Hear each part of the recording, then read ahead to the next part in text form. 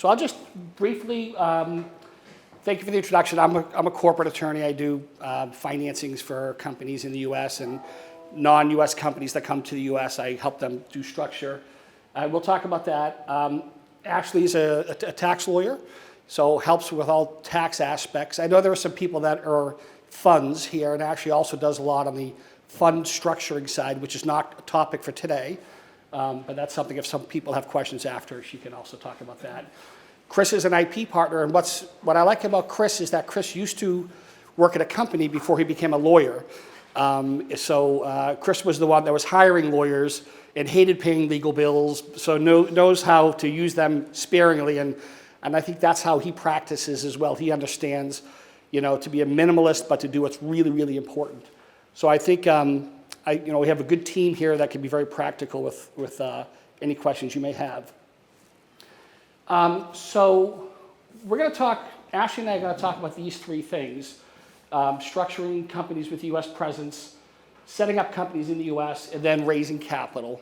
And then Chris is going to talk about IP separately after we finish. Okay. So when you set up a company, a U.S. company, the things you need to consider, and we're going to talk about, are what are the tax issues? That could be a driver for the choice you make. And then where are your, where's your trade or business going to be, your income going to be derived? The U.S. Taxing Authority, the Internal Revenue Service, will require that you pay taxes for income that is derived in the U.S. So that is a factor, sort of when you set these companies up, making sure that you're paying the minimal amount of taxes as possible. These are the structures we're going to talk about, which is a foreign parent, where you set up a subsidiary in the U.S. Maybe you don't set up a subsidiary, you just set up another company in the U.S. that has the same shareholders. Or maybe having your current foreign company become a subsidiary and putting a U.S. parent on top. Or not having a foreign entity at all. Let's say you're brand new to this and you just set up a U.S. entity, you can do that. Or the U.S. branch office, and we'll talk about the differences between them. Okay, so structure number one is you're a company that's currently in Greece and you want to have operations in the U.S. So you just set up a U.S. subsidiary, and the subsidiary is owned by your company in Greece. So it's easy to do, and we'll get into more detail about setting up a company, but you call us or you go to different services and you fill out a form, you push the button, you send it to, oftentimes people will set up in Delaware, and now you have an entity that's set up. It's very easy to do. You can do it very quickly and inexpensively. So Ashley's going to talk a little bit about sort of the taxes that you need to think about if it's a subsidiary that you set up in the United States. So the great thing about having this structure where you have a foreign parent that owns a U.S. subsidiary that's taxed as a C corporation is that a corporation acts as kind of a sledgehammer, as we call it, and it blocks. You might also have heard of them called blockers. They block all of the quote-unquote bad income from flowing up to the foreign shareholders. Oftentimes with foreign investors investing in the U.S., the concern is what we call effectively connected income when it's connected with a U.S. trade or business, which if the foreign investor does recognize this, what we call ECI, this now opens them up to filing obligations in the U.S., which likely also means that you'll be filing taxes in the U.S. So by having this U.S. subsidiary that's a C corporation, any income that it generates, it pays taxes on, which is now at a lower rate of 21% in the U.S. But any income that then gets declared as a dividend up to its foreign parent, there's no other real U.S. tax consequences because the C corporation as a subsidiary has already paid taxes on those. Whereas if it were a fiscally transparent entity, such as a partnership, the foreign investors, when they are deemed to be recognized in ECI, as a corporation, they would be withheld on for 21% of the proceeds, and if it's an individual, 37%. So here, it's a very simple structure to implement, and by having the U.S. subsidiary as a corporation, it simplifies the tax aspects, and to the foreign owners of that C Corp, it's the simplest for them, and it doesn't expose them to a lot of potential U.S. tax liability. Which is a big thing is I think you don't want to be paying taxes in the U.S. as individuals if you can avoid it. So that's a nice structure for that. Whereas the brother-sister structure is another possibility, which is, so let's say you have, a handful of shareholders that own a company in Greece, and you want to have a U.S. presence. Instead of doing a subsidiary, you can just set up another company in the U.S. that's owned by the same shareholders that own the Greek company. So now these shareholders own two companies, and you can have it in the same proportion, the same agreements between all of you. Again, very easy to do. But from a tax standpoint, we have some issues with this. So as what I think a lot of you might know it as the Trump Act, which really revolutionized how taxes are treated in the U.S. as a result of the Tax Cuts and Jobs Act. As a result of this structure, despite both the foreign and the U.S. corporations being independent of each other, their only real connection is that they have the same shareholders, but one isn't owning the other. As a result of the Tax Cuts and Jobs Act, because of a complicated tax regime related to controlled foreign corporations, under this structure, the U.S. corporation will actually be deemed to own all of this stock of the foreign corporation, despite the fact that they're actually pretty much mutually exclusive operations. The U.S. tax code will treat the foreign corporation essentially as a subsidiary of our U.S. corporation. And rather than the U.S. corporation only recognizing income, say when the foreign corporation were to declare dividends, as a result of the foreign corporation being a CFC, annually certain earnings and profits of it will be deemed recognized to the U.S. corporation annually, even if a dividend isn't declared. So now your U.S. corporation is really receiving kind of phantom income, right? For the U.S. tax purposes, it's deemed to have a lot more income than it actually does. And so there can be significant tax consequences to this structure. The next structure is what we call the flip. So for this structure, you set up the parent will set up a new entity, typically a C Corp. But we're going to talk about in a bit C Corps and LLCs. So a C Corp is just a regular corporation that pays its own taxes. So the U.S. parent will set up a C Corp. And then ultimately what will happen is the shareholders of the current company, the current foreign company or of the Greek company will exchange their shares with the C Corp.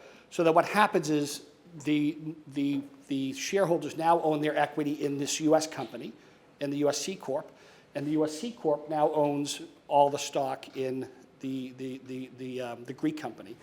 So that's what we call the flip.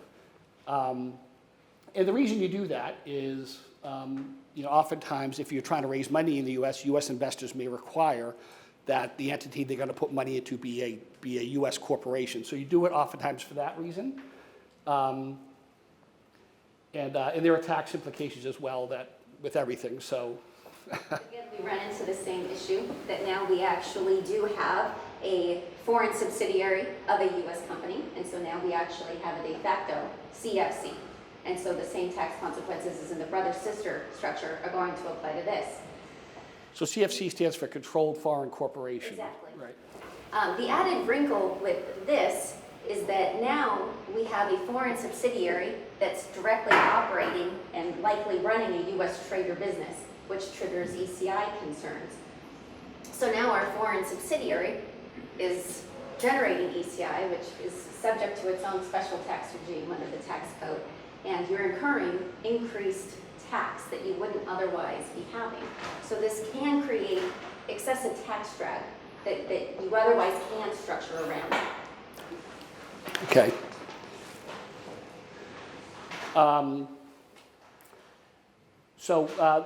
Another possibility is where you just set up a U.S. corporation that's foreign owned by the shareholders, so you don't have sort of a parent and subsidiary. So there's advantages and disadvantages to this. It's simple, very easy to do. Simple, very easy to do. From a tax standpoint, I know Ashley's getting wired up right now. But if there's if you have significant foreign source income, then this isn't the best structure. There's also issues with visas. It makes it more challenging. Do you want to talk about the tax implications here? The issue we have here is that now if you just have a U.S. entity, but if it's recognizing a lot of foreign source income, you now have just, there's a lot of juggling, right? You now have to be pretty much reconciling U.S. tax laws with the foreign country's taxes. And so it can create a lot of complications which wouldn't exist if you just had a separate foreign entity that was operating in these foreign countries. Right. Okay. There's this idea of sort of a U.S. branch office, which is you don't need to set up a legal entity in the U.S. to do business in the U.S. You can just declare what's called a branch office. So you can stay as a Greek company, and you can do a simple filing where you're deemed to be a branch office, so you're now doing business in the United States. You don't have a legal entity set up, and you can do that, and it's perfectly sort of legitimate and recognized. The downside from a corporate standpoint is that if you're doing business in the United States through this branch office, you're not setting up sort of a legal entity like a corporation. So there's the benefit of setting up a legal entity to do the work in the United States is that legal entity has liability shields. So if you get sued or if there's something wrong that happens, that entity is the only sort of, is really the only party that will be liable. If you don't set up a legal entity and you're just conducting business in the United States, the parent entity back in Greece will be on the hook for liability. So oftentimes when you're setting up sort of a U.S. entity, there's not a lot of activity going on, at least initially, and maybe the company back in Europe is a very large company. You don't want the assets of that very large company to be subject to liability if something wrong goes on in the United States. So we don't advise this structure. You want to set up a legal entity to trap the liability of that legal entity for U.S. activity. And the tax side for U.S. branch offices also isn't ideal. Yeah. You want to touch it? So I think on the next slide, it speaks a bit more to the tax concerns Right. of when you operate just a branch. The U.S. tax code has this entire concept of a branch profits tax, and essentially what it does is it tries to create parity, that if you had a foreign company that's just running a branch office, which is really just an extension of your foreign parent in the U.S., it wants to create parity between that and if you had a foreign parent that had a U.S. subsidiary that was operating a trade or business in the U.S. So basically the IRS wanted to say, well, you can't just work around creating a U.S. subsidiary by opening up a branch office, and so it taxes them the same. Well, it also imposes tax on them. The problem with the branch profits tax is that your branch, any income that it generates is taxed. However, when it's also repatriated to its foreign parent, there's again another 30% branch profits tax. So you essentially are taxing the same dollar twice as a result of running it out of a branch. And once you actually have a branch, if you have what's called a permanent establishment in the U.S., you can also be attracting other income that isn't necessarily accrued in connection with the trade or business, even if it's passive income. That can also be taxed under the branch profits tax. You'll notice though that capital gains typically aren't subject to this tax. It's kind of a workaround. If the parties meet the qualifications between the U.S. and the Greece income tax treaty, and if you can create a permanent establishment, usually you can either completely get rid of the branch profits tax or at least greatly decrease the withholding rate.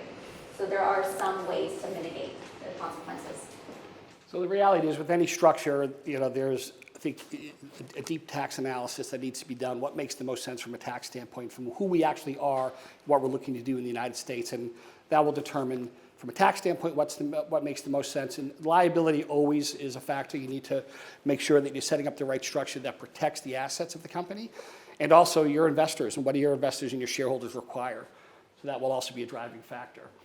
So when you have these separate entities, whether it's a U.S. parent and a Greek subsidiary or the other way around, it's important that you treat them as they are separate legal entities, and you need to respect the fact that they are separate legal entities, even though one might own the other. So you need to have contracts and agreements between the companies. And I know you're going to have a deeper session later on about transfer pricing, but that's sort of an example of sort of intercompany agreements. So, for example, let's say you have a U.S. subsidiary then that's going out and selling the products of the Greek company. You'll have agreements between them, whether it's a sales rep or a reseller agreement, which will memorialize, who owns the IP and who's actually selling the IP. There's obviously SaaS companies now, where the actual transactions are happening in the cloud. All these things have tax implications as far as, are you going to pay sales taxes? If you have a customer that's in a state in the United States that's buying a product, you have to pay a sales tax. And we're not going to go in deep into a sales tax discussion here, but these are questions that sort of need to be considered when you're transacting business as to what type of agreement are we using, who's actually doing the sales, who's actually doing the buying. And I know there's been recent cases sort of with these SaaS companies where it's quite interesting. You have somebody in Nevada, hypothetically, that sort of goes to the cloud and purchases a product or licenses a product. That cloud sits on a server, somewhere in Europe. Where did that transaction happen? Is there a sales tax that should be paid in Nevada? Because now, technically, if you just sold something to somebody in Nevada, should you be paying a tax there? And I know there's some case law on this recently, but it's a consideration. Absolutely, and it really depends on the actual legislation of each state. So it's a very state-specific question of when sales tax is actually triggered and when, as a seller, when you become liable to actually be remitting that over to the appropriate authorities. But it's certainly a big consideration, and for the most part, I think most states give you kind of a little bit of flexibility when they'll allow some de minimis transactions in a state without triggering sales or use taxes. And really, I think most states are trying to go after when you actually have continuous and regular sales into a state, but it's certainly a state-by-state analysis. So we talked about LLCs. So LLCs are limited liability companies. Corporations are C Corps, typical C Corps or S Corps. So C Corps is your typical corporation where that entity pays its own taxes. With an LLC, so an LLC you can have in the United States, a limited liability company. They're relatively new, maybe 20 years ago they started doing LLCs. The nice thing about an LLC is you get the same liability protection as a corporation. So if somebody sues the entity, they'll sue the LLC. It's the assets of the LLC that would be subject to that suit.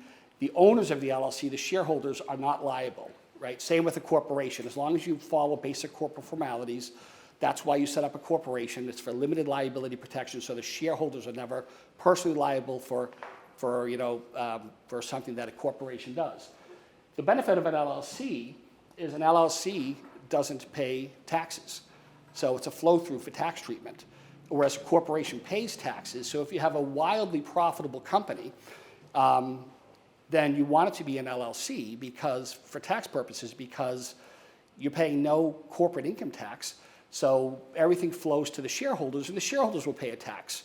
Whereas if you're wildly profitable as a corporation, the corporation pays an income tax, and then what's left over goes to the shareholders, and then they pay a tax. So there's two levels of tax with corporations, one level with an LLC. So an LLC sounds like a great idea, but there are other reasons why it's not, and maybe you want to touch upon for a tax reason why an LLC may not be ideal for somebody in Greece or a company in Greece. So as a flow-through entity, the big concern with LLCs and other sort of fiscally transparent entities is that if it's operating a business in the U.S., you're likely, whatever income you're generating is likely to be ECI, which once it flows through this LLC or otherwise fiscally transparent entity, you now have your foreign investors recognizing ECI, which triggers U.S. filing tax returns, and which also again likely means that you're going to be filing and paying U.S. taxes. So the benefit of having a C corporation is that it's that sledgehammer. It acts as a blocker, and so because it is paying taxes in the U.S., none of that bad income is flowing up to the foreign investors. So which makes a C corporation a much more attractive idea as an entity type to be using for foreign investors. So although it's not necessarily the most tax efficient structure, because it does pay its own taxes, most foreign companies foreign to us. So Greek companies, European companies doing business in the United States do not want to set up an LLC. They want to set up a corporation and run it through the corporation because they don't want to have to be filing tax returns in the United States. You don't want the IRS sort of coming onto your shores and trying to collect their money. Okay, so we're going to touch upon just setting up companies. So you hear about Delaware corporations. If you're going to set up an entity, you know, what you hear, it's got to be Delaware. Why is it Delaware? So it is true statistically that over half of all the public companies are Delaware companies, yet less than 1/3 of 1% of the US population lives in Delaware. Delaware, years and years ago, effectively charged little to no tax for companies setting up in Delaware. So everyone just set up in Delaware because it was the cheapest state to set up. Because of that, an entire body of law had been developed focused on Delaware corporations because companies get sued and they get settled and case laws written. So people are very comfortable with Delaware corporations because of that. They know what the fiduciary duties are in Delaware. You know, they know, you know, how to, what type of activity will rise to potential liability. Whereas with other states, you don't have that level of case law and certainty. So people are comfortable with Delaware. U.S. investors are comfortable with Delaware because they know, you know, what they can do to stay out of trouble, what gets them into trouble because of the body of law. So not that you guys, if you set up an entity in the U.S., that it should be Delaware, but that's just the rationale behind it. So when you set up an entity, effectively you have to incorporate it, and that's just pushing the piece of paper and filing it with Delaware or whatever Secretary of State you want to set it up. It's very easy to do. And now your entity is set up, so you have to appoint a board of directors. You have to appoint officers, and that's all done by paper, consents that are internal. They don't get filed anywhere. So when you set up an entity in the U.S., nobody knows who owns it, unless it's a public company. But if it's not a public company, which it won't be, at least initially, then nobody knows who the shareholders are. Nobody knows who the directors are. So it's very private. You want to open up a bank account. So to open up a bank account, you just need proof from the Secretary of State's office that you have an entity. You get a stamped copy of your filing. You get a tax ID number, which is a number that we get from the IRS by filing a form. So then you go to the bank with your paper showing you're in Delaware, or you have a legal entity, you have a tax ID number, and then you can open up a bank account. All that can be done very, very quickly. So it's really easy in the US to set up a company, to get a bank account. And you want the bank account because you want to make sure that you're segregating assets from your other entities so you can maintain sort of appropriate corporate formalities. Anything you want to touch upon in this slide, or? I mean, obviously there's, you know, tax payments that have to be sort of made and filings that have to be done. That's the other issue with setting up an entity in the U.S. Yeah, and depending in which state you're actually incorporated or otherwise formed in, each state might have certain minimum tax filing requirements that they require of you. So even if you wouldn't necessarily be required to pay tax, they might actually have, for example, an LLC state tax. That's a minimum payment that has to be made every year, Right. even if you wouldn't otherwise be paying tax. There's a fee every year you have to pay to keep your entity up and running. It ends up being like $500 no matter what state you're in. It's not a lot of money. And then you have your sort of your annual tax compliance that you have to make sure of. So even if the entity's not making any money, there is a tax return that needs to get filed. So the all-in cost, if the company's really you know, not doing a lot of activity, it doesn't have a ton of profits, you know, you're looking at maybe $1,500 a year to set up an entity and to maintain it in the United States. So it's quite easy to do. And there's really no filings you have to do really other than that initial filing when you form the entity. Talked about sort of the typical US corporation as a board of directors and it has officers. So the board of directors are the ones that sort of run the company and the officers do what the board says. They're out doing the day-to-day work. The shareholders are the ones that decide who the board of directors are. So the shareholders really, you know, absent any contracts that are put in place, the shareholders really call all the shots, because if shareholders are unhappy with what the officers are doing, then the shareholders can tell the board to tell the officers. So for example, let's say hypothetically, shareholders are unhappy that the company has decided to advertise with sort of a vaping company, Juul, that does vaping, because it's a really hot market now, and the shareholders are just fundamentally opposed to that. So they tell the president they don't want the company to do that anymore. The president says, I disagree. It's important for us to advertise with them. So what the shareholders can do is they can tell the board, fire that guy, and the board won't do it. So then the shareholders can fire the board, put a new board in place that will listen to them, that will then fire that guy or woman and change the sort of the direction of the company. So the shareholders control, at the end of the day, the company until you get investments. So when you get investments, then oftentimes there's contracts that are put in place that ultimately will permanently sort of create board spots for certain investors, and the rules and the power of the shareholders can adjust at that point. So other considerations when setting up a company are naming the company, intellectual property that we're going to talk about shortly, and other regulatory matters that may be relevant for your company. I want to touch quickly about employees and consultants. So this is a big deal in the United States. So when you have people working for your company in the United States, oftentimes you want to have them be an independent contractor. An independent contractor is somebody who, they're not an employee for US legal and tax purposes, so they're really their own company. So it can be an individual, and that independent contractor can do work for the company, but that independent contractor is responsible for paying their own taxes and reporting their own taxes. You just pay them, and it's up to them to pay their taxes with the IRS.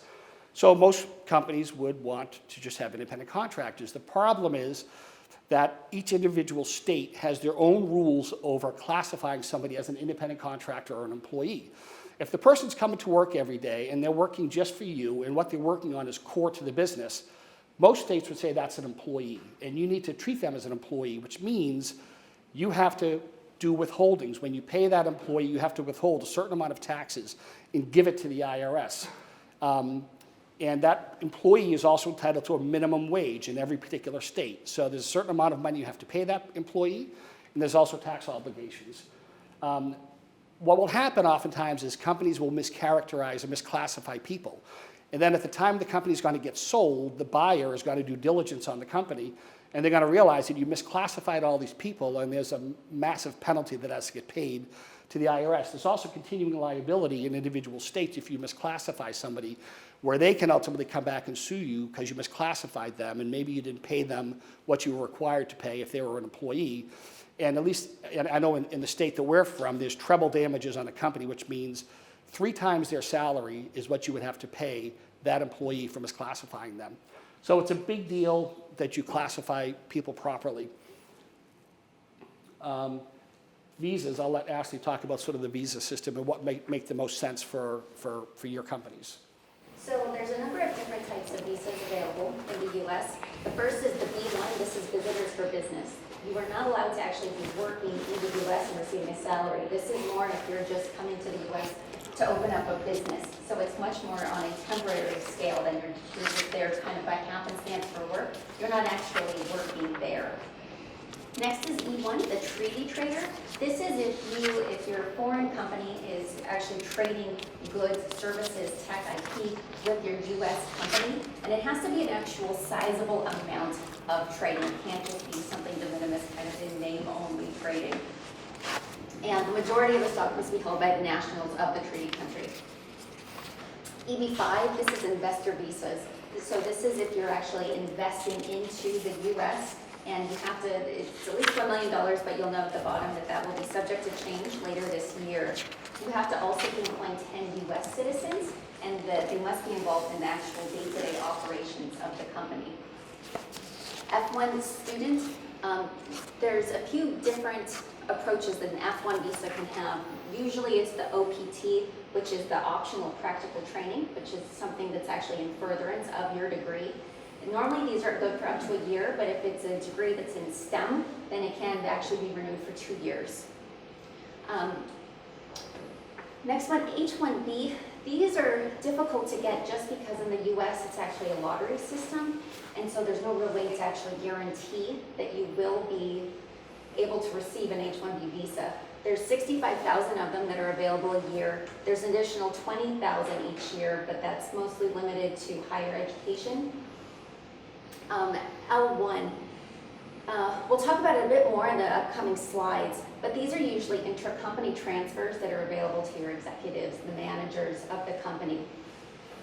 And there's a few benefits of the L-type visa, which we'll also get into a bit more detail on.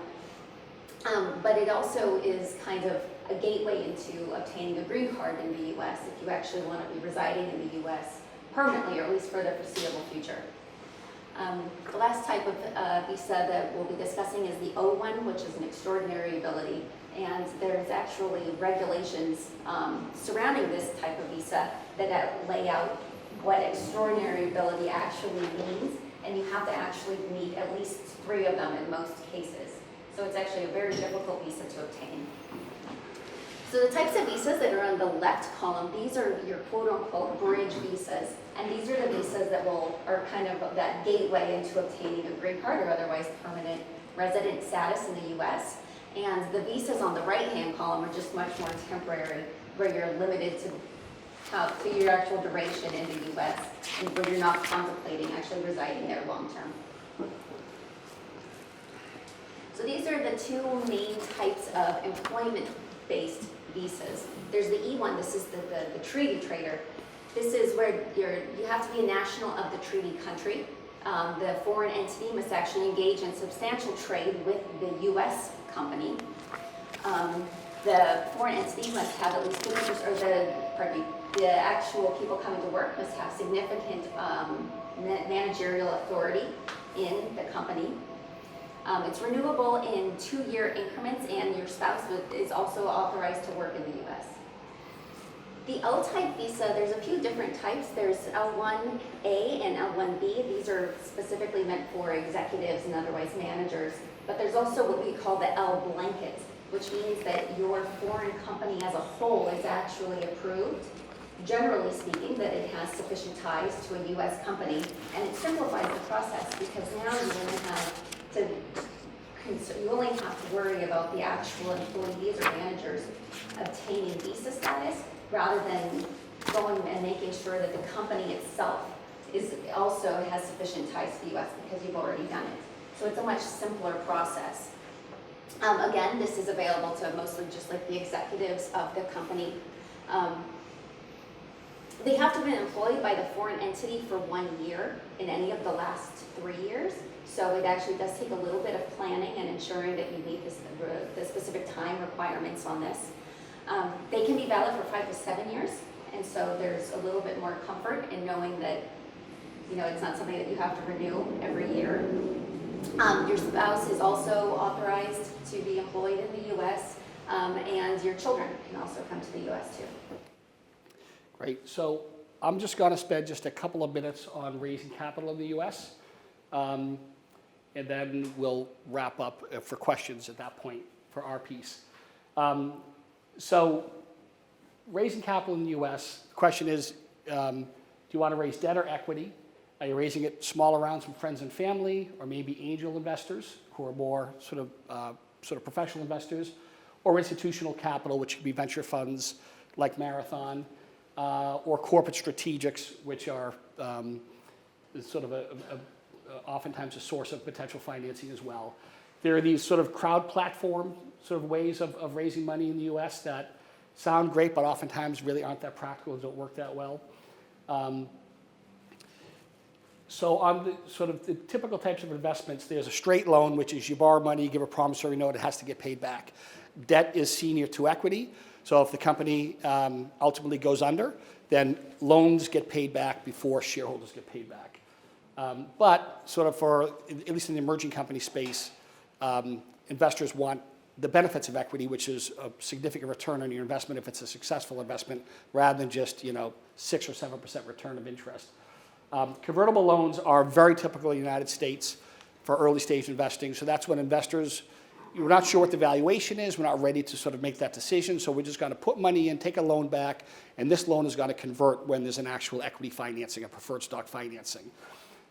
Typical convertible loan has interest rate oftentimes 8%, and then it will convert when there's that financing, and oftentimes it converts at a discount to the price per share paid on that equity financing. Typically in the US, it's a 20% discount.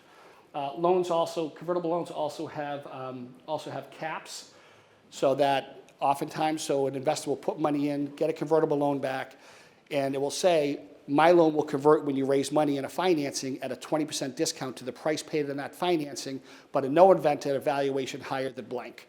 So they can sort of cap the upside. Then we get to preferred stock financings, which are actual equity financings where investors will get preferred stock, which has special rights and preferences that isn't afforded to common stockholders. Oftentimes they guaranteed board seats, they guaranteed their money back when this company gets sold, oftentimes before the common stockholders. Maybe they get special rights to take the company public, called registration rights, lots of other typical contractual provisions. I have some stats here that I won't read to you, but it's in the slides, which will be available to all of you over how robust the investment market has been in the United States for the first half of this year compared to last year. So things are still ticking quite well. More stats there. So that's it for our piece. I think we have a little bit of time for some questions before Chris comes and talks about intellectual property. So if you have any questions about what we talked about, just let us know. Hello, everyone. Just to reintroduce myself, Chris McCann. I'm a partner in the intellectual property group at Foley. I'm also a U.S. patent attorney, which some of you may not be aware. One of the requirements is to actually have a technical degree. So I went to University of Electrical Engineering. And so any of you after this, during the Q&A session, when talking about technology, feel free to speak technical, and I will understand you. And I think Dave had mentioned earlier in his introduction that prior to being a lawyer, I was also an operator in some emerging tech companies. So I consider myself an entrepreneur as well. So with that, I usually provide some very practical insights. So hopefully you'll find that true tonight. So quick agenda. I know we have a diverse audience here. So I kind of try to cover kind of a survey here that I'll go through quickly, talk about some protection strategies, talk about some best practices, operational issues that I've seen with a lot of companies that I work with. And then also from an investor M&A due diligence side, meaning you're going for funding or an exit, what someone like myself might be looking for. And during the Q&A, I'll cover these all briefly, but during the Q&A after this, we can go deeper into any one of those that may be of interest. And before we get into some of the rest of the agenda, this is about doing business in the U.S. and IP in the U.S. And I paused a little bit when I was making the slide and said, well, what makes U.S. different a little bit? I think there's a higher sensitivity to IP. And why is that? Well, U.S. is a big market, so many of you will, in order to succeed, will have to do commercialize in there and be successful in the U.S. With the U.S., because of the size of the market, we just have a bigger, denser IP landscape. The volume of patents that are filed in the U.S. is greater. The volume of early-stage companies who are filing for patents early on, based on the landscape, is greater. So there's a lot more competition in there in the IP landscape. And then there's a higher volume of just IP-related activity, right? There's more turns of companies get invested in IP. From that, there's a lot more issues that come up with IP because people going through due diligence, people get into battles, people going through litigation, people going through M&A where IP is sensitive. So there's just the volume has increased there. So I think in the US, the sensitivity, the scrutiny, and the risk of IP is just much larger just because of the size of the market and the volume of transactions. So let's go to IP in general. And I put this slide up intentionally because I ask a lot of early stage companies, do you have IP? They say no. I'm like, that's interesting to me. Everyone has IP. What they mean is that, do I have registered IP? So they might not have a patent, they might not have a trademark, they might not have a copyright. Do you have IP? You still do. Every single company, regardless of what you do, has intellectual property. You may not be protecting it in a registered form, but you still have it, right? So you have things like know-how, trade secrets, processes, some design, some thought leadership, right? Some business information. All those things are still IP. You may unintentionally not protect them, but you still have IP. So a lot of theme I work with companies is making IP intentional, right? Having a strategy and execute it. And you may intentionally not decide to register something that is intentional, but not doing anything by inadvertently not thinking about it is unintentional. So every company has IP. Therefore, you should know the different tools that you may want to use to protect it. On this side, patents, copyrights, and trademarks, those are the typical registered forms of IP that when people think of IP and they think of registration, that one may deploy. And then you have trade secrets and contracts is actually a tool that mostly these two, even inadvertently, you're probably using. Trade secret meaning you have some secret sauce that you just don't tell anyone about it. You might not call it a trade secret, but because you haven't shared it with anyone, it still can be. You can retroactively identify that. Everyone by contracts is probably doing it. I'm sure all of you signed an NDA before, a non-disclosure agreement, or did some contract where there's some licensing of something, right? So you're using contracts. Now, patent, copyright, and trademarks are ones where there's a registered form that in the US you have to go to a government agency like any other country and actually protect those things. Trademarks are usually used for protecting your brand, identifying the source, the company name, the product name, a tagline. So it's about a branding strategy. Copyrights, they're to protect your works of authorship. So if it could be a white paper, source code for software. You can use those to protect those. Now, a lot of companies in the US, frankly, don't register formally for copyright just because it is cost effective, but the time and money to actually go through the process is more money than the registration. And even large software companies with a large software source code base that they could copyright, a lot of them actually don't go through the formal process of doing it until they need to. So you can, although there's some benefits of doing it early on, you can do it later. Patents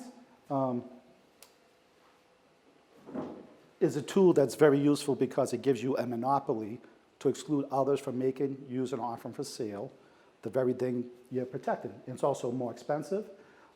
These two things, copyrights and trademarks, copyrights, that requires, in trade secrets, it requires someone to access and misappropriate your technology, so they had to have access to it. Patents, the nice thing about it is that someone may have never seen your product before, never copied it, but happen to do something similar, they're still infringing. We can go to any of these in the Q&A separately, but I just wanted to give you a survey. These are the tools that we deploy, and deciding how to deploy them is a part of an IP strategy, so you should be aware these are out there. And I'll give you some caveats with that. Different types of IP can overlap. What does that mean? I'm going to use software for an example, and I know some of you out there say you can't patent software. I actually do that for a living for large software companies both in the US and in Europe all the time. So we take a software product. Now the software product, right, let's talk about all these different tools that we have. Patents. There may be some unique functionality in there that's innovative that we can patent protect, right? We're not patent protecting the whole software product because there may be some user interfaces, some things that, open source that you might use, those aren't patent protectable. So think of that box of the software might protect some patents. Then copyright. Well, the source code, right, or even the user interface, we could copyright protect those elements if we chose so. Then the brand and the name of the products. Product, super duper product, right? We want to trademark that, the brand of the product. We can use that as a tool. Trade secrets, there may be, even the source code, you don't deliver those to clients typically, right? You want to keep that internally, it's a trade secret, someone shouldn't have that. Or there may be some secret sauce on the back end of your SaaS platform that you don't want to share with anyone, so you can make that a trade secret by not telling anyone. And then contracts you're going to use too. You don't just give software away, right? You want to control the access and use of that, so you license it. So we can use all those tools on the same product to cover different aspects of it. One thing to know is trade secrets are mutually exclusive with patenting, right? Because in order to get a patent, what all the governments want you to do is publicly disclose the invention, right? You're further in the sciences. They will give you a monopoly in return, but they want you to disclose it. Well, I can't keep something a trade secret and patent and disclose it, so you can't do both of those. Some things you do for copyright, you can block out some trade secrets from certain things and still get a copyright registration. And then I would say be careful on a trade secret, because I'll ask what's their IP strategy? And they'll say, oh, we kept it a trade secret. Well, let's talk through that. Again, I'll use software as an example. If I make my software and I'm wildly successful and it's ubiquitous, and someone can see what I call a trade secret from the functional use of it, is it really a trade secret? Probably not. So a lot of people throw that around as a protection mechanism. Sometimes it's true, and sometimes when I start going through the exercise with them, they're say, well, yeah, it's probably not, because a lot of people actually know what I do after they bought the software and use it. In patent versus trade secret strategy, and I spent a little more time on this because they're mutually exclusive, so you have to kind of figure out one over the other. And patents are expensive, so people rely on the trade secret one, and sometimes it's a very good protection strategy. I'll give an example. I have a client who has let's just say an intelligent engine that makes a bunch of decisions. But the way they went about building it, they took all these multiple disciplines, some physics theory, some gaming theory, some other type of theories that uniquely no one else, if they were trying to solve the same problem, would ever do it the same way, right? They'd probably come up and do it a different way. So making a trade secret made sense because no one would ever figure it out from functional use because it's on the back end of a SaaS platform. They never see it. And if someone solved the same problem, they wouldn't go about the same way, so it really didn't make sense. Now, where it doesn't work is, let's say you solve a problem and the competition is most likely going to solve the problem the same way. You're just a first mover on it, and eventually they're going to do the same thing. Well, keeping a trade secret doesn't stop them from doing that, right? So there you might want to consider patent protection. In another balancing act, we do patents and trade secrets. Could you tell if the other person was infringing a patent? So for example, again, I'll use software. If my software has to do with agriculture technology and optimizing that, but on the back end I have this memory optimization technique I came up with that has nothing to do with my core technology. And if someone's running on a SaaS platform, I couldn't tell how they're flipping bits in memory, so although it might have been useful innovation that improved the performance of my platform, I could never tell if someone else is doing it. That's one's probably better as a trade secret. So let's talk about patentability, right? So my goal here is to kind of translate the US legal framework to entrepreneur, technical operator speaks who aren't patent attorneys, right? My favorite saying is, don't ask yourself if it's patentable or not, because unless you're a patent attorney, you probably can't answer that question well. You could get a good sense after doing it for a while, but you probably can't. And what I always hear people say is like, my product is built using all these existing technologies. Of course, I hope they are, right? You're not starting everything from scratch. You always have, every invention is made up of other inventions or prior art as building blocks. And I'll give an example just to talk about a stack. Let's say I just have an innovative application that runs on the web, a SaaS platform. I'm gonna have a server, known. Gonna have an operating system, known. Have a database, known. I'm going to grab all the open source products in the world I can get because they're free and I don't have to buy or license it, known. And here, where do I get? I get to this part in my stack. It's static. It doesn't do the functionality of the company yet, right? It's just sitting there because you actually have to build this part because this is your competitive differentiated value. Why did you start the company in the first place? Otherwise, you could have just bought the rest of the stack from someone else and be a copycat or company and just start executing. But you couldn't do that because you had a new problem you were solving or a new way to solve an existing problem doing better. So this is your value added to that. So now I'm going to give you the patentability standards general, but then I'm going to, on the next slide, translate it for you. So in the US, there's 3 requirements: useful, novel, and non-obvious or inventive. And they're very similar to Europe.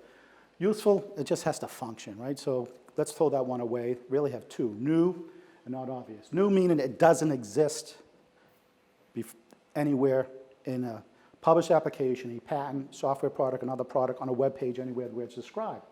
Well, that's usually pretty easy because you think of this. If it existed, what would you have done? Bought it, licensed it, put on top, because make versus buy would have just been easier to buy it than reinventing it. So most of the time, you solve new problems that no one else has solved. So new is usually relatively easy. And there's no absolute standard. Can you possibly know what everyone in the world is doing? No. But most of you do some competitive analysis, right? You're comparing your company. If I'm an investor and you're doing a slide deck for me, you have a matrix of here's the competitors. They do X, X, X, white space, white. They don't do this, and you do all of that, right? So there's some areas where they're not, you already know they're doing that. And those are the most people who are going to be patenting stuff as your competition. So if they don't have the functionality there, why would they be patent protected? So you're going to have some white space there. So new is pretty easy. Non-obvious, this is the part where people get tricky, right? Because people use a layperson standard versus the patentability standard. The layperson standard is, hey, once I see the invention, I know how you made it. So therefore, it's obvious to me because now I understand it. You're using hindsight. You can't use hindsight. The patent office says, put yourself in the shoes of one skilled in the art without knowing the invention exists. Would you take all the existing 2 or 3, 4 tools out there that's closely related and just kind of put them together without any creative effort and get the invention.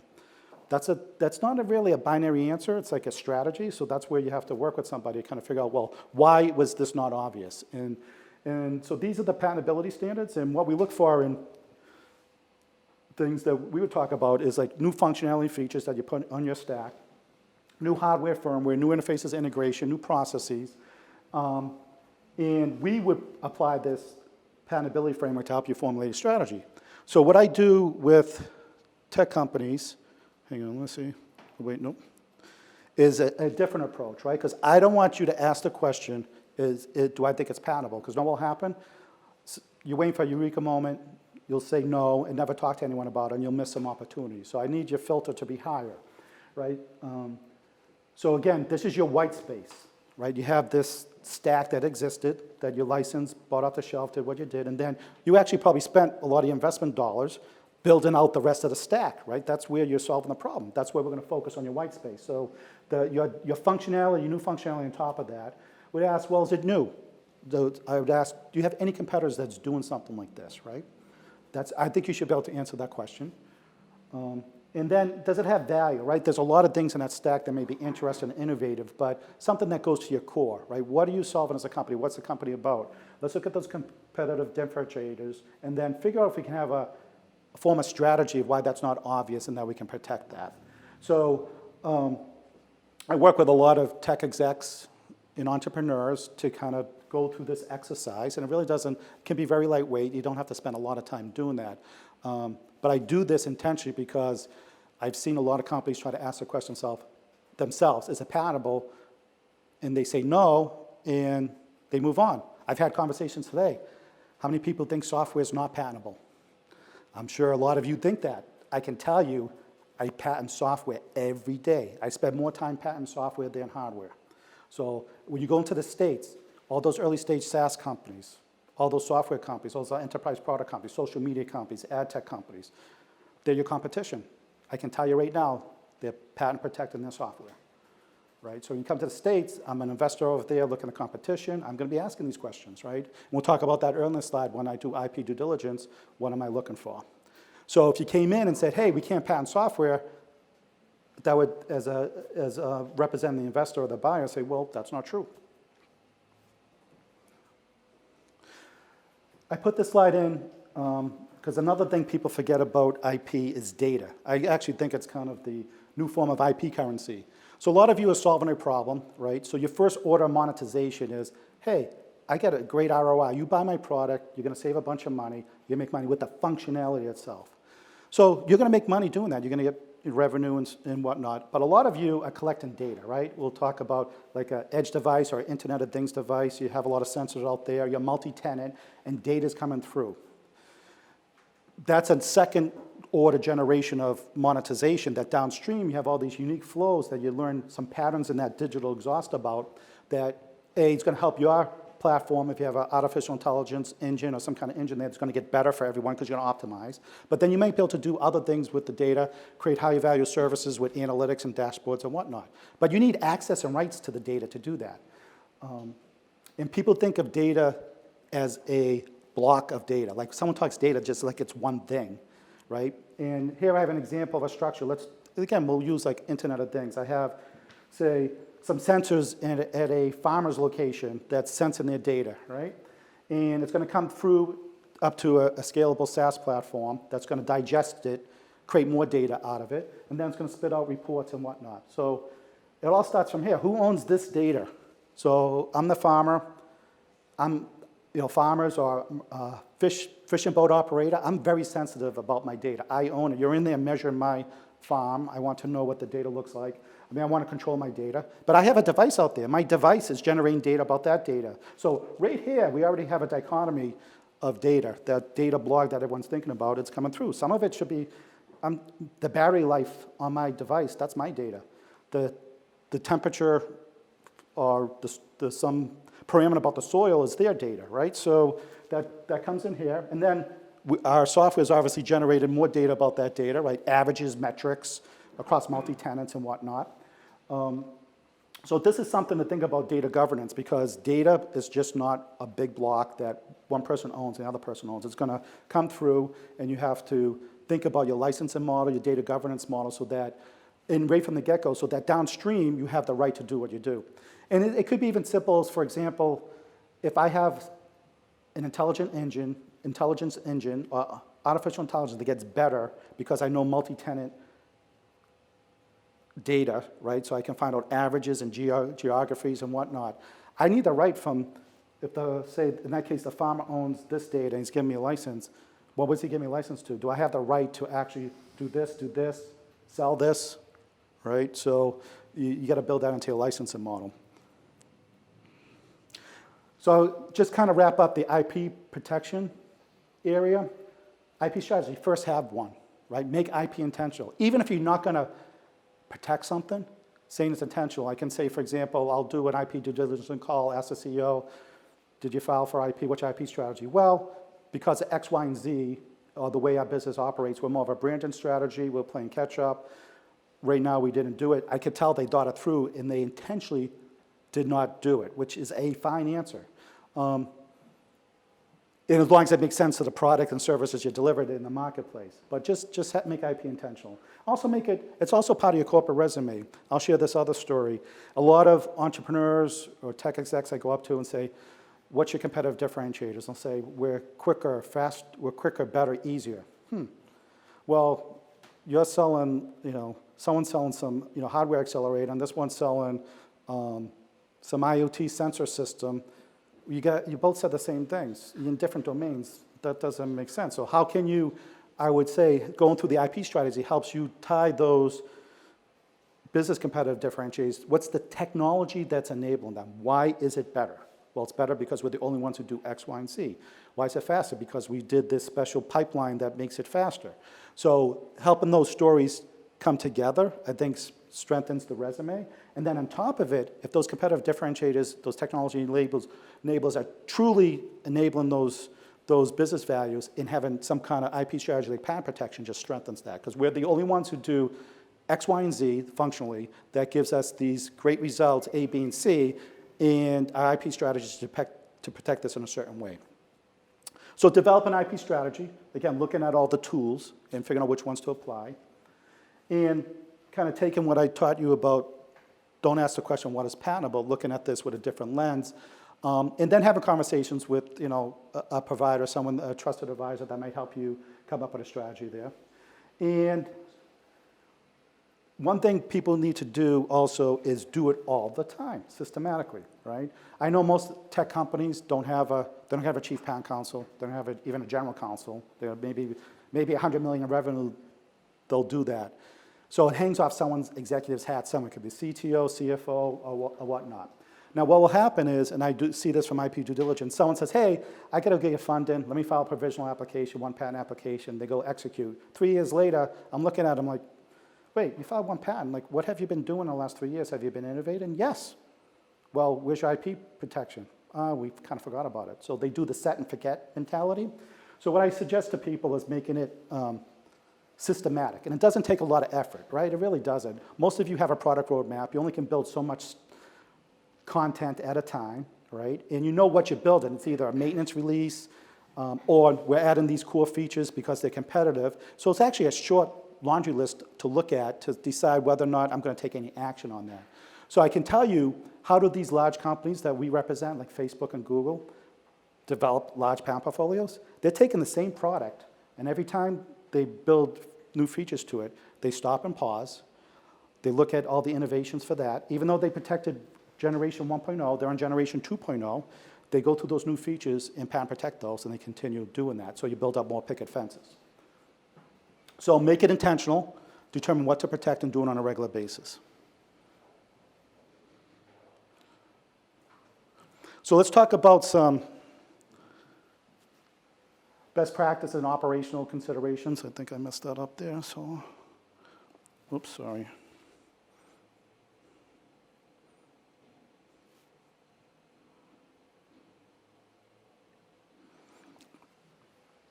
Oops, still on that slide. There we go. So here's just some items sort of miscellaneous that I've seen over and over again. There's a whole slew of others, but I just wanted to talk about some of these: ownership of IP, joint development, bar dates, NDA practice, and some IP-related agreements. So IP ownership is really critical, right? Key issue for company investors, M&A, is I can tell you from IP due diligence, we want to make sure that container owns all the IP and there's no leakage. Well, where does it come from? Well, we want to know who originated all this IP. Early stage companies, what do? They have some friends, they helped them out, built a website. I have a friend who's working part-time at the university. He's a really good coder, so he helped me with this. I trust him, handshake. I can tell you when I come in, I want to see a written agreement that says they assigned all the IP to you. That's what we're all looking for, right? That insurance that you own all the IP. Now you have to be practical, and this is how early stage companies get going, right? And, but at some point you have to document all this. So most of the time, for all these cases, we really want to see some written form of IP assignment. And there's some magic language we look for in IP. So employees, you're going to have some standard documents usually, like someone like Dave. Dave can help you with that, or your current counsels, that all employees usually sign some kind of proprietary information inventions agreement. That's a typical term we use in the US, where they're keeping things confidential, right? There may be a non-solicitation and even a non-compete in the US, but there's going to be a clause that says anything they do or build for you is assigned to the company, that the company owns it, and that's critical. So that one's pretty straightforward and very typical. The one where people always get tripped on is contractor service provider, someone who's not an employee. So in all countries, this is going to be different, but it's generally worked, and the reason why we want this written down. So let's say in the US, I get a individual who's not an employee, could be individual or a company, they're going to build some part of my product for me. So I give them some requirements, they give me some code. Do you own that IP, even though, let's say you paid $500,000 for it? No, you don't. Without a written agreement that says you own that IP, it's work for hire rules in the US, you don't own it. You own the work product, but you don't own the IP. They actually do until it's explicitly assigned. And that's something we also look for. So especially if you work in a multi-country multi-country situations, and someone's investing in you, they want to say, okay, who's all the third parties who touch your product? We want to see an agreement from them. It's always going to have the business terms and everything else, but that says you own the IP. That's going to be pretty critical. Then there's even customers, right? You don't sell software to customers, you're licensed to it, but let's say you're doing service-related work to them. So you say, hey, I'm a solution provider. I'm going to give you this product, and then I'm going to do some customizations for you. Well, who owns that? In those agreements, you're the product company, you should own it. Companies are going to want to own it because they paid you the customization, so you're going to need to figure out what that is. How about things like customers give you feedback, right? Hey, can you make this enhancement for me? Or your product would work better if you did X, Y, and Z. It gets questionable, like who owns that? They have the idea. Now you go design and implement it. You should own that implementation, but there's a fuzzy area where it would be easier and cleaner if you just owned everything. So you'll see a lot of agreements where, even for feedback, that the service provider would want to make sure they own anything that results from that.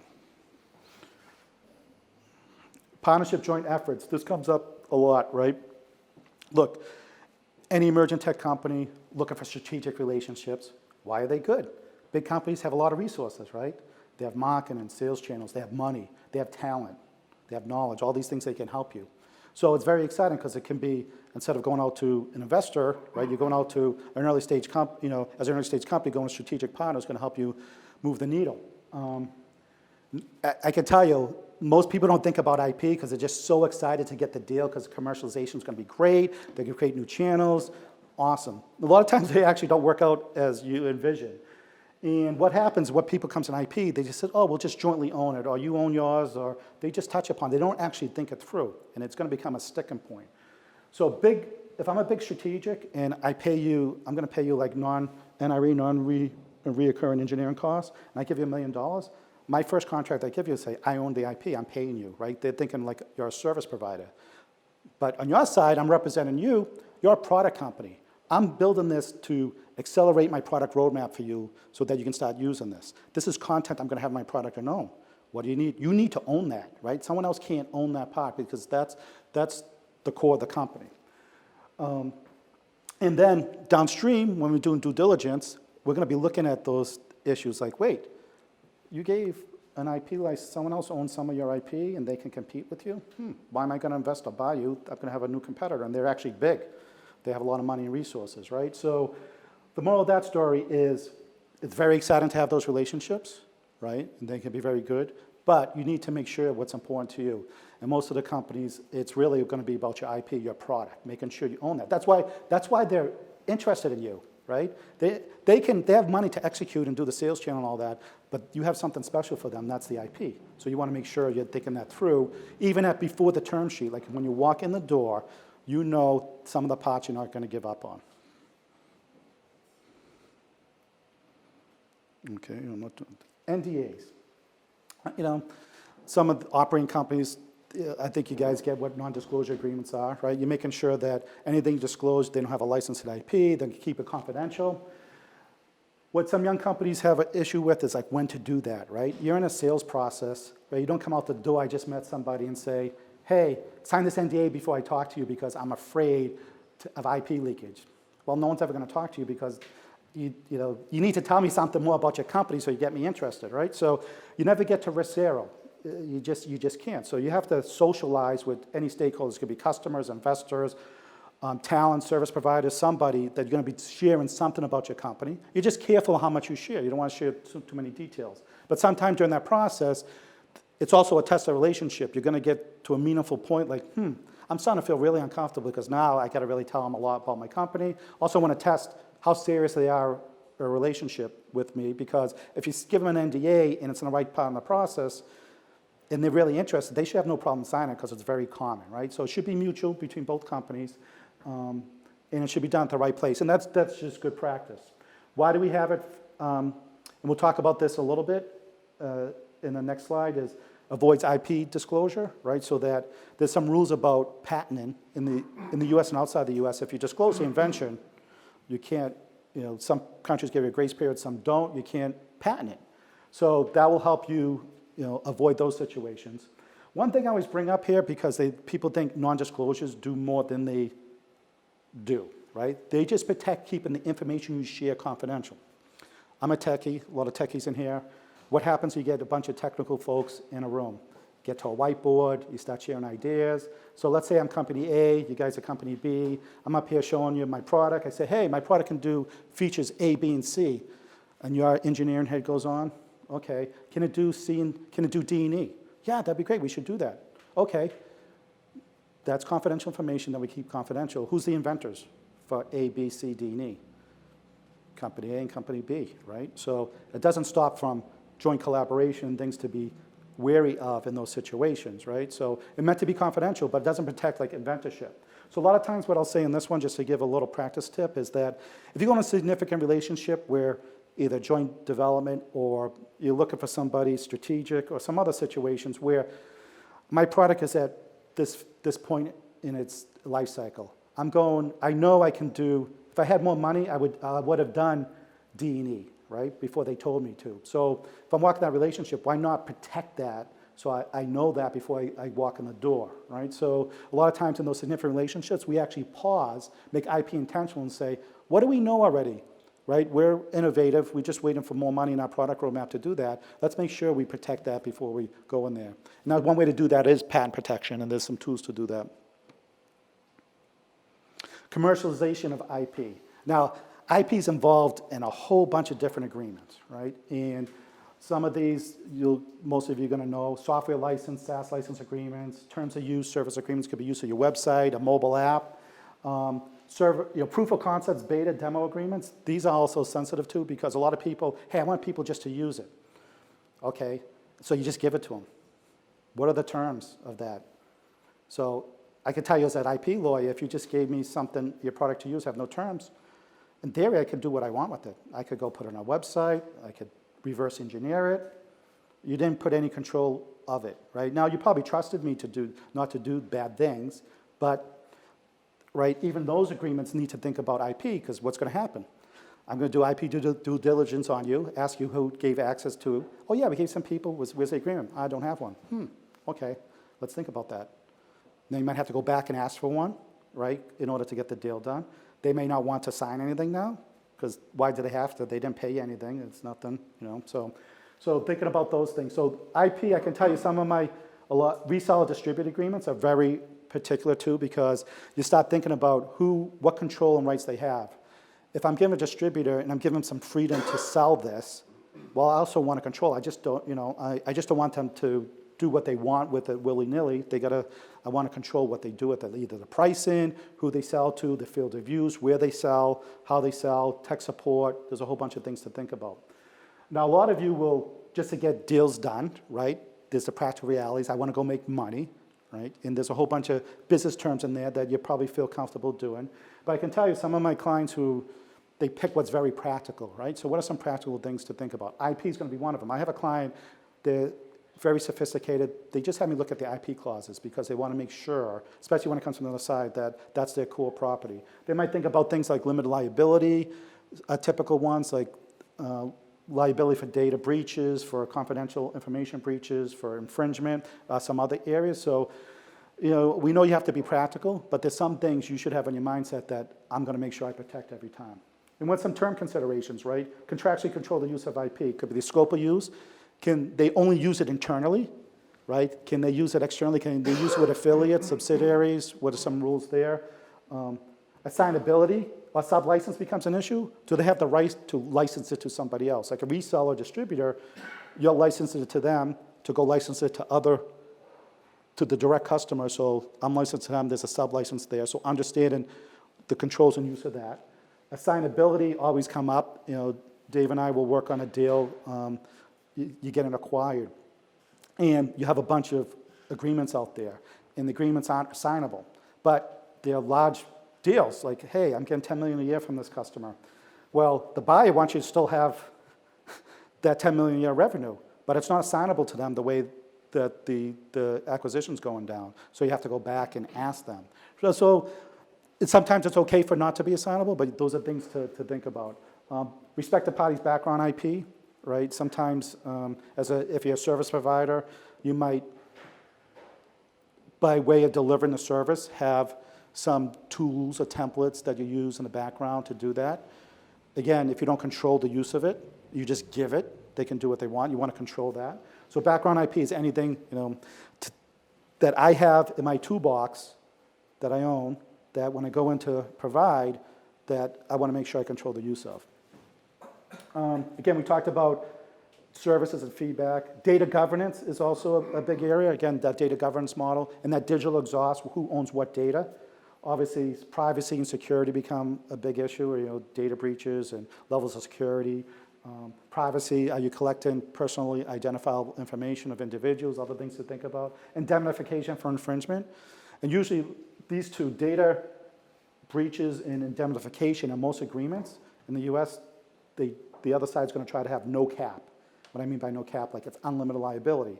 Where if you breach the other part of the agreement, there's usually agreed upon price limit that you're going to be for damages. But data breach and IP indemnification, usually they try to make it no caps on that. So those are something you can't just say, hey, I want to get this deal done, and all of a sudden, there's a data breach or IP issue, you're on the hook for really large potential money. And then infringement with patents too, there's some nuances to it, right? So for example, I deliver a product to somebody and they modify that product, and the modification caused the infringement. Should I, as the product provider, be on the hook for that? Probably not, because I didn't cause it, right? So there's special language in there to make sure that you're protecting that.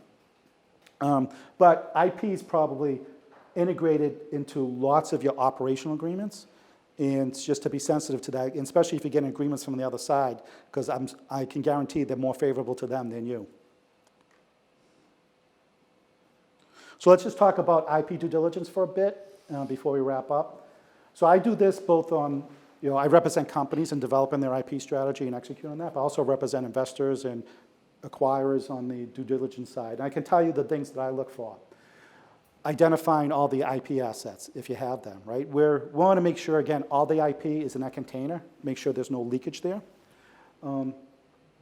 And does a company actually own it? We want to see all those written agreements and make sure we're going to figure out where all the IP got generated from and make sure we can follow the chain back to the company.